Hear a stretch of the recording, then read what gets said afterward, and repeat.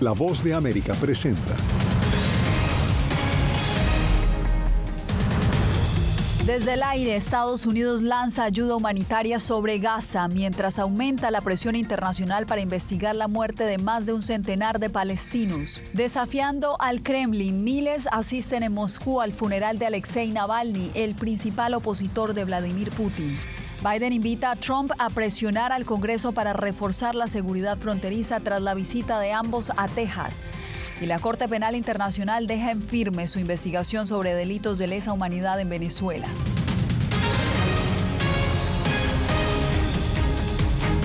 ¿Qué tal? Aquí comienza El Mundo al Día. Estados Unidos anunció que iniciará el envío de ayuda humanitaria por aire a Gaza de manera inmediata. Esto luego de que más de un centenar de palestinos murieran cuando esperaban la llegada de camiones con suministros vitales. Ángela González nos reporta que cada vez son más las voces que instan a investigar ese incidente. El presidente Biden aprobó la ayuda humanitaria aérea en Gaza luego de que un centenar de palestinos murieran mientras buscaban suministros vitales de los camiones comerciales que ingresaron en el norte de la ciudad. Tendremos que ver cómo va en relación a cuánto tiempo, pero les puedo decir que este primero que viene en unos días no será el último. Será parte de un esfuerzo mayor, más prolongado y sostenido para aumentar el flujo de asistencia humanitaria. Mientras la comunidad internacional ha condenado los ataques que habrían sido perpetrados por fuego israelí cuando la multitud se abalanzó hacia los camiones. En su red social X, el presidente Gustavo Petro dijo que Colombia suspende toda compra de armas a Israel. Desde la cumbre de la CELAC, el presidente brasileño Luis Ignacio Lula acusó al ejército israelí de cometer genocidio en Gaza. Cancilleres de Chile y México se unieron a una reunión en torno al tema. El alto representante de la Unión Europea, Josep Borrell, en su red social X, dijo que estas muertes son totalmente inaceptables y que privar a las personas de ayuda alimentaria constituye una grave violación de los derechos humanos internacionales. La canciller canadiense hizo un llamado al cese al fuego. La violencia debe parar. No se puede atacar a los civiles y al final del día debemos asegurarnos de que se envíe ayuda internacional a Gaza y que las personas estén protegidas cuando vayan a buscar la ayuda que necesitan para sobrevivir. Por eso, hacemos un llamado a ambas partes para que respeten la decisión de la Corte Internacional de Justicia y en todo momento se debe respetar el derecho internacional humanitario. Por su parte, cancilleres de Alemania y Francia pidieron investigaciones independientes y varios gobiernos de países árabes abogaron por la necesidad urgente de una acción internacional para detener las muertes en Gaza y un cese a las hostilidades a escasos días de que inicie el Ramadán el 10 de marzo. Ángela González, Voz de América. Y a Qatar llegó una delegación israelí después de unas delicadas negociaciones que tienen la meta de liberar a más rehenes. Ya han pasado 147 días desde el secuestro y los familiares están desesperados. Desde Tel Aviv, Pilar Cebrián nos informa que ellos protestaron con una multitudinaria marcha desde Gaza hacia Jerusalén. Los familiares de los rehenes caminan sin descanso y piden a su gobierno que no dude y que firme un acuerdo con Hamás para que vuelvan cuanto antes. Son ya casi 5 meses que no saben ni dónde ni cómo están sus seres queridos. Gilad levanta una camilla como si estuviera rescatando a su hijo Tal, secuestrado por Hamás desde hace meses en la Franja de Gaza. Es su manera de manifestarse, de pedir auxilio ante sus gobernantes. Es algo del militar, porque cuando algo pasa a un soldado o a alguien en todo el mundo, todos los amigos los llevan al helicóptero, al hospital. Así que todo el mundo está con nosotros debajo. Ayudan a nosotros a llevar el peso que tenemos en el corazón hasta que todos vuelvan. Desde que su hijo desapareció en los ataques del 7 de octubre, su vida no ha vuelto a ser la misma. Empiezo que me voy a dormir con píldoras para dormir, duermo 3-4 horas y después empiezo a trabajar. Como él, cientos de familias este viernes han levantado las camillas en un camino simbólico hacia Jerusalén. Saben que en las últimas semanas ha habido contactos de su gobierno con Hamás, pero temen que los hombres no sean liberados, como Dalia, que cree que sus 2 cuñados no saldrán en el próximo acuerdo.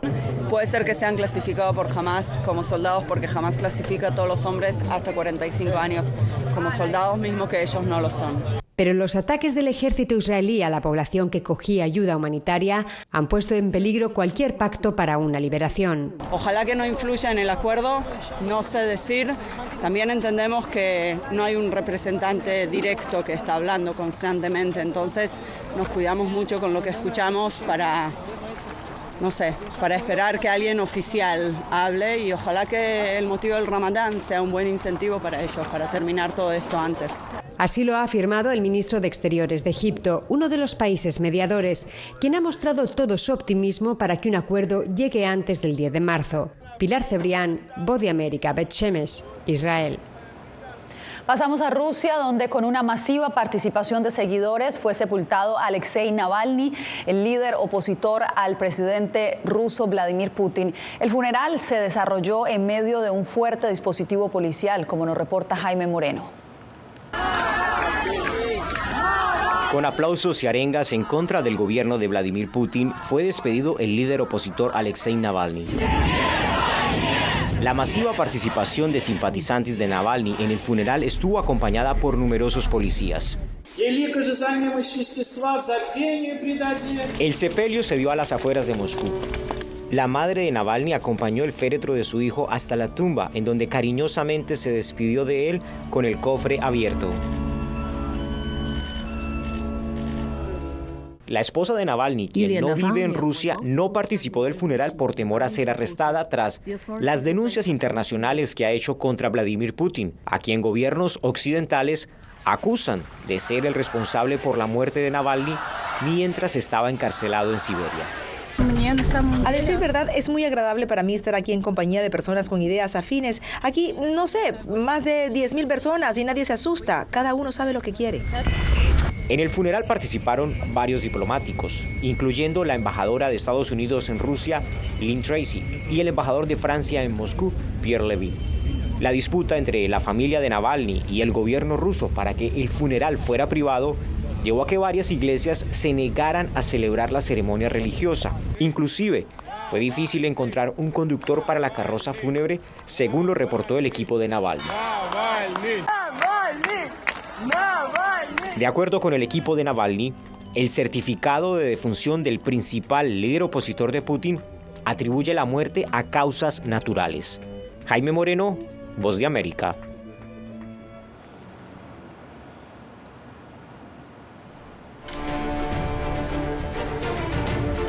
Tras la visita de los precandidatos presidenciales a la frontera sur, el tema migratorio se ha convertido en el de mayor interés entre los votantes estadounidenses, según varias encuestas. Ayer, el presidente Joe Biden instó a su contrincante Donald Trump a trabajar de manera conjunta para hacer frente al reto migratorio. Paula Díaz, cuéntanos cómo lo recibió el exmandatario. El exmandatario republicano culpó al presidente Biden por la masiva llegada de inmigrantes y por los crímenes que algunos de ellos cometen. Mencionó el reciente caso de Georgia, donde un inmigrante es el acusado de asesinato. Entre los activistas proinmigrantes consultados señalan que estos discursos de ambos fueron solo palabras, nada de hechos. Como un show político y un evento de campaña sin soluciones reales. Así calificaron activistas proinmigrantes en Washington la visita a la frontera de Texas con México del presidente Joe Biden y el expresidente Donald Trump. En el estado de Texas, y a unos 600 kilómetros uno del otro, presentaron sus ideas sobre cómo mejorar la seguridad fronteriza. Esto no era nada real para resolver los problemas que existen en la frontera. Esto era más para dar un show político. Biden le pidió a Trump trabajar juntos para que el Congreso apruebe la propuesta de ley bipartidista que daría fondos a la seguridad fronteriza. Esto es lo que le diría al señor Trump. En lugar de jugar a la política con este tema, en lugar de decirle a los miembros del Congreso que bloqueen esta legislación, únase a mí o me uniré a usted para decirle al Congreso que apruebe este proyecto de ley de seguridad bipartidista. En su respuesta, el exmandatario afirmó que Estados Unidos está invadido por lo que llamó el crimen migratorio de Biden. Estas son las personas que vienen a nuestro país y vienen de cárceles, y vienen de prisiones, y vienen de instituciones mentales, y vienen de manicomios y son terroristas. Se les está permitiendo entrar en nuestro país y es horrible. Al mismo tiempo que se emitían los discursos, un juez federal en Texas impidió que funcionarios estatales implementen la ley SB 4, que les habría permitido arrestar, encarcelar y procesar a inmigrantes que cruzan a Estados Unidos ilegalmente. En respuesta, el gobernador Greg Abbott aseguró que no descansará hasta asegurar su frontera. Estados Unidos está siendo invadido y debido a que Joe Biden no está haciendo su trabajo para intensificar y asegurar la frontera, Texas ha invocado la autoridad que nos otorga el título 1, sección 10 de la Constitución de los Estados Unidos. Entre tanto, en Georgia, impulsan una medida para obligar a todos los departamentos de policía a ayudar a identificar inmigrantes que se encuentran ilegalmente en el país, arrestarlos y deportarlos. La medida fue tomada después de que una estudiante de enfermería sufriera un ataque mortal en el campus de la Universidad de Georgia, presuntamente a manos de un inmigrante indocumentado de origen venezolano. Los activistas proinmigrantes con los que hablamos aseguran que Trump no permitirá que pase ninguna legislación bipartidista que solucione el problema en la frontera, porque la crisis migratoria es su principal tema de campaña. Paula, y justamente en la ciudad fronteriza de San Diego, organizaciones defensoras de los derechos de los migrantes reclaman más ayuda al gobierno federal para atender la cantidad de personas que están llegando diariamente. Alex Segura nos da la más reciente información desde San Diego. Las autoridades de San Diego, en California, están abrumadas por la llegada incesante de migrantes a su ciudad. Estamos recibiendo entre 600 y 900 migrantes cada día. Va cambiando. Estas cantidades han superado las expectativas y han agotado los fondos locales destinados a la recepción de migrantes. Por un tiempo el condado de San Diego se ocupaba de recibir a estos migrantes, pero nos estaba costando $1,5 millones al mes. Eso era dinero local que debería ser destinado a nuestra crisis de personas sin hogar. Sin dinero local, son las organizaciones por los derechos de los migrantes las que se están encargando de ayudar a los cientos de personas que cruzan la frontera con Tijuana a diario. También reclaman más asistencia federal. Sigue siendo nuestro gobierno federal el que no responde. Sí ha habido fondos que llegan, pero es una cantidad mínima comparada con la necesidad. A pesar de estas demandas, el abogado experto en inmigración Giacomo Bejar, con más de 40 años ejerciendo en San Diego, opina que el gobierno no tiene la obligación de actuar. El gobierno no tiene ninguna obligación de mantenerlos o de darles cualquier tipo de beneficio, al menos que den la prueba que sí califican por asilo político. La situación en San Diego a nivel político está bloqueada. Por un lado, las autoridades locales no quieren desprender más fondos públicos y por el otro, el gobierno federal todavía no ha dado un paso al frente para solventar esta crisis migratoria. Alex Segura, Voz de América, San Diego. El expresidente Donald Trump llegó al tribunal de Florida, donde una jueza fijará una fecha para el juicio por el presunto manejo inapropiado de documentos clasificados. Actualmente el juicio está programado para el 20 de mayo. Los fiscales federales solicitaron este jueves que el juicio se realizara el 8 de julio, mientras que los abogados defensores de Trump dicen que no hay manera de celebrar un juicio justo este año, en un momento en que Trump está buscando conseguir la nominación presidencial republicana. La Corte Penal Internacional puso freno a la intención del presidente Nicolás Maduro de detener el caso en su contra por presuntos delitos de lesa humanidad. La Sala de Apelación de la CPI desestimó el recurso interpuesto por el Estado venezolano y dio vía libre para que la Fiscalía avance con la investigación por hechos ocurridos en Venezuela en el 2017. Álvaro Algarra nos amplía. La sentencia que da luz verde a la investigación de la Fiscalía de la Corte Penal Internacional contra Nicolás Maduro como presunto autor de delitos de lesa humanidad fue dictada este viernes en una audiencia pública celebrada en La Haya. La decisión se emitió en presencia de la Fiscalía de la Corte Penal Internacional, representantes del Estado venezolano y la Oficina Pública de Defensa de las Víctimas. Por estas razones y por las razones que se exponen en mayor detalle en la versión escrita de la sentencia, la Sala de Apelaciones desestima la apelación. La madre de una de las víctimas en las que se investiga una presunta ejecución extrajudicial, Aracelis Sánchez, expresó su satisfacción tras el veredicto. Nosotros celebramos desde el familia, celebramos que la Corte Penal siga investigando, que continúe investigando, porque es lo que necesitamos en realidad. Se metieron a la casa, fui extorsionada, fui vejada, violaron todos nuestros derechos humanos de toda la familia. mataron a mi hijo. El director de la ONG Foro Penal Venezolano, Gonzalo Jimiop, explicó a La Voz de América la consecuencia inmediata de la decisión de la Sala de Apelaciones de la Corte Penal Internacional. ¿Qué quiere decir esto? Bueno, que hay todavía muchísimo camino por recorrer, hay que individualizar responsables, hay que determinar cuáles son los hechos que van a ser investigados en fases posteriores del proceso. El gobierno venezolano, a través de un comunicado, rechazó la decisión, asegurando que la misma es una infundada decisión de la Sala de Apelaciones, la cual responde, según indican, a la intención de instrumentalizar los mecanismos de justicia penal internacional con fines políticos en base a supuestos crímenes que nunca han ocurrido. Álvaro Algarra, Voz de América, Caracas. Regresamos en instantes desde El Salvador con las preocupaciones que surgen sobre las elecciones de autoridades locales de este domingo.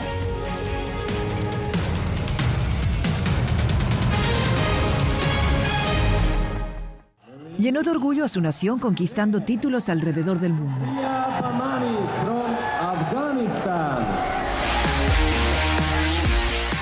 Sin embargo, como mujer que desafía las expectativas de género en Afganistán, su vida, triunfos y carrera están ahora en grave peligro. Rompiendo un tabú. Ahora, en todas las plataformas de La Voz de América. Que empiecen a callar a periodistas, que empiecen a callar medios. Periodismo, la prensa libre importa. Una producción especial de La Voz de América. Porque al final lo que está en juego no solo medios de comunicación, sino la democracia de un país. Disponible en vozdeamerica.com. En medio de la guerra, una mujer debe enfrentar su embarazo sola mientras su esposo lucha por defender a su patria. Привет, коханий. Ти можеш розмовляти? Desde Kiev conoceremos una historia donde la angustia y la esperanza forman parte del día a día. Madre Ucrania.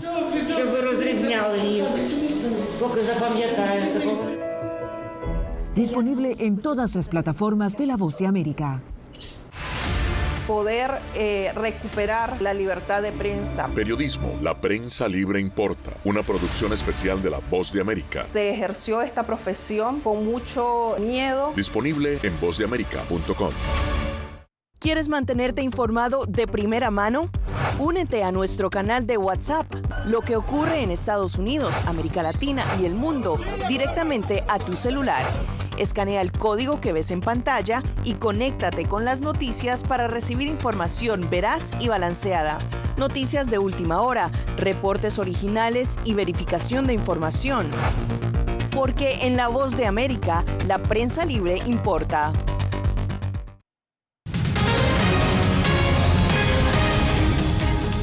Retomamos la información en El Mundo al Día. Este domingo los salvadoreños elegirán a sus diputados al Parlamento Centroamericano y a sus alcaldes, luego de las presuntas irregularidades que emergieron de los recientes comicios presidenciales. Algunos analistas señalan que podrían repercutir en esta jornada electoral. Claudia Saldaña nos amplía. Los salvadoreños se preparan para una nueva jornada electoral este domingo 3 de marzo, día en que elegirán a 44 alcaldes y a los diputados al Parlamento Centroamericano. Eso es lo que esperamos los salvadoreños, ¿verdad? De que las cosas sean en orden. El abogado y analista José Marinero piensa que tras la experiencia de las elecciones presidenciales podría haber aumentado la apatía y desconfianza en esta nueva elección. A la luz de las enormes irregularidades y violaciones en el proceso de escrutinio, que esencialmente están enviando un mensaje a la población de que no hay manera en que podamos confiar en que la voluntad del elector va a ser respetada. El Tribunal Supremo Electoral asegura que todo se hará con transparencia. El proceso fue transparente porque con todas las trabas ahí estaban las papeletas y las papeletas no le cambian. A la experta electoral Ruth Eleonora López también le preocupa la asistencia a las urnas, ya que en elecciones municipales anteriores solo acudió el 48% de la población empadronada. Todas las irregularidades encontradas durante el primer proceso en el 4F podrían tener un impacto en la asistencia a las urnas, que tradicionalmente además en las elecciones de consejos municipales acude menos personas. Los salvadoreños están a la expectativa del proceso de este domingo. En este proceso de las elecciones no creo que sea transparente, nunca lo ha sido y hoy no será la diferencia ahora, pues. Ojalá que todo se desarrolle con calma y bien. La campaña electoral cerró el 28 de febrero. El 2 de marzo inicia la ley seca, que se mantendrá vigente durante 3 días. Claudia Saldaña, Voz de América, San Salvador. Este 1 de marzo se conmemora el Día Nacional del Periodista en Nicaragua bajo un panorama desalentador. El exilio de más de 200 reporteros y el cierre de más de 50 medios de comunicación en los últimos 5 años ha forzado a muchos a abandonar el oficio. El reporte lo tiene Donaldo Hernández. Periodistas nicaragüenses exiliados en Costa Rica aprovecharon su Día Nacional para recordar que su colega Víctor Ticay cumplirá 1 año en prisión tras ser sentenciado por supuesta traición a la patria. El periodista Víctor Ticay, que ya va para el año de estar privado de su libertad simplemente por ejercer su deber de informar. La organización Periodistas y Comunicadores Independientes de Nicaragua considera que la profesión atraviesa su peor crisis desde el fin de la guerra en 1990, pues más de 50 medios de comunicación han sido cerrados y más de 200 reporteros han sido forzados al exilio. Ya llevamos más de 240 periodistas exiliados, a esto por la desnacionalización y destierro. Cada día es mucho más difícil por la escasez de fuentes de financiamiento. Y otro de los retos es el futuro del oficio.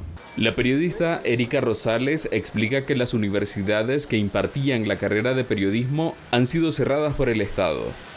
Las carreras de periodismo ya no son una opción para la juventud. Sin embargo, funcionarios como el jefe del Ejército de Nicaragua acusan a los periodistas de ser opositores del gobierno. Los medios de comunicación impulsan campañas mediáticas brutales de desprestigio. Mientras periodistas informan desde el exilio, el gobierno nicaragüense sigue fortaleciendo su alianza con medios chinos y rusos, que brindan capacitaciones a los medios gubernamentales. Donaldo Hernández, Voz de América. Cuando volvamos, autoridades en Florida se anticipan al enorme festival de Spring Break con una campaña para evitar fatalidades en las playas de Miami. Hola, soy Natalí Salas Guaitero, conductora de La Voz de América. Desde pequeña desarrollé un gran deseo por darle voz a aquellos que son invisibles por una u otra razón. Ya ha sido reforzada. Me enorgullece ser parte de La Voz de América, un equipo en el que la ética y la búsqueda de la verdad siempre son el norte. Ser periodista es una gran responsabilidad porque somos defensores de principios de libertad y para mantenerlos, la prensa libre importa.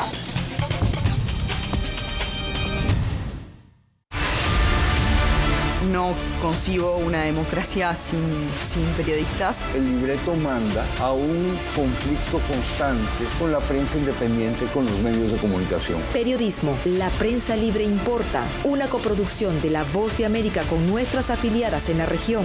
Se ejerció esta profesión con mucho miedo. ¿Cuántos periodistas van muertos ya? Por decir la verdad. Disponible en vozdeamerica.com. Soy Fabiola Chambi, corresponsal de La Voz de América en Bolivia.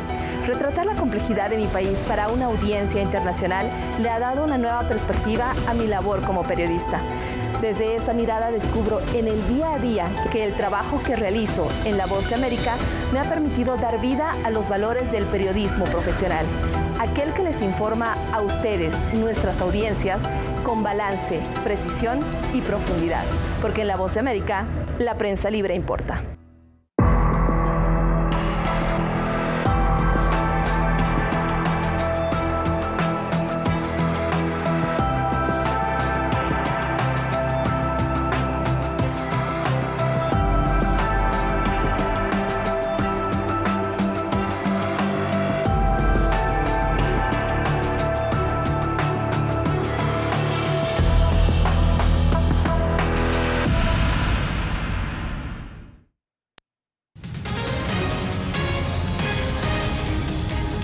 La legislatura del estado de Alabama, liderada por los republicanos, aprobó una ley para proteger los tratamientos de inseminación in vitro.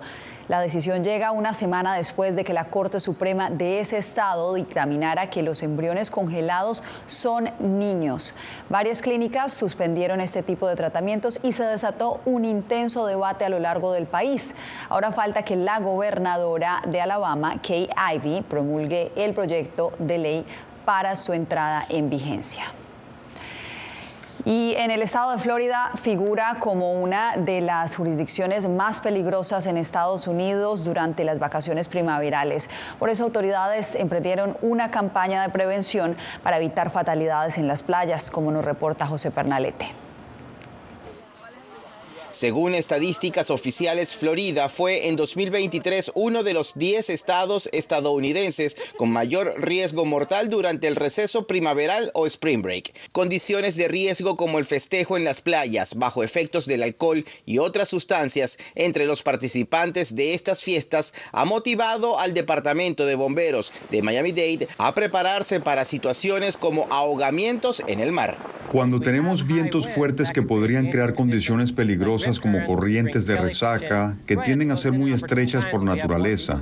Entonces, al nadar en paralelo, puedes salir de esa corriente y regresar a la orilla de manera segura.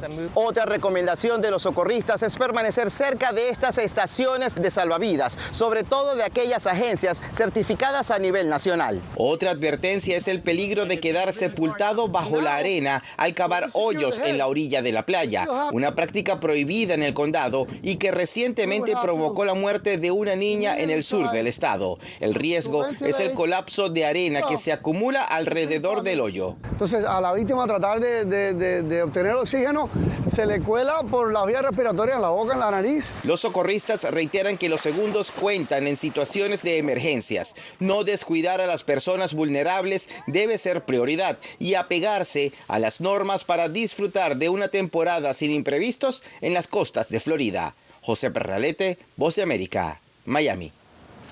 Hacemos una nueva pausa, pero usted no se mueva, ya regresamos. Uno de los mayores centros de producción global de opio está experimentando profundos cambios a medida que los talibanes intensifican su lucha contra la industria de la droga. Helmand, la maldición de los narcóticos. Una investigación exclusiva de La Voz de América que nos lleva a lo más profundo de las plantaciones de amapolas en Afganistán. Ahora en todas nuestras plataformas.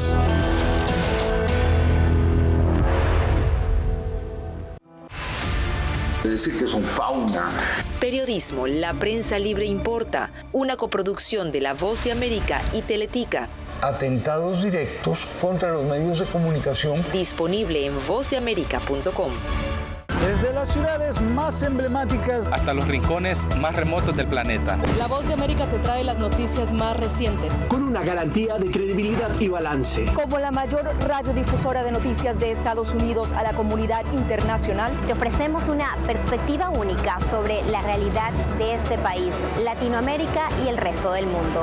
Ya sea a través de radio, televisión, web o redes sociales, estamos a tu lado en cada plataforma.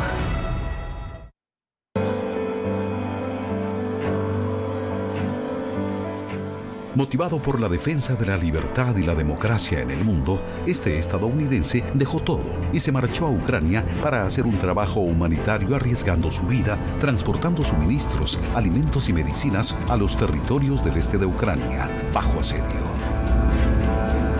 Aquí para ayudar. Disponible en todas las plataformas de La Voz de América. Siento miedo de ejercer periodismo. Periodismo, la prensa libre importa. Una coproducción de La Voz de América y Teleamazonas. Siento miedo de decir que soy periodista. Disponible en vozdeamerica.com. People think these mass shootings they all think it's not going to happen to them until it happens to them. Periodismo, la prensa libre importa. You know, I never thought it would happen to me. Disponible en vozdeamerica.com.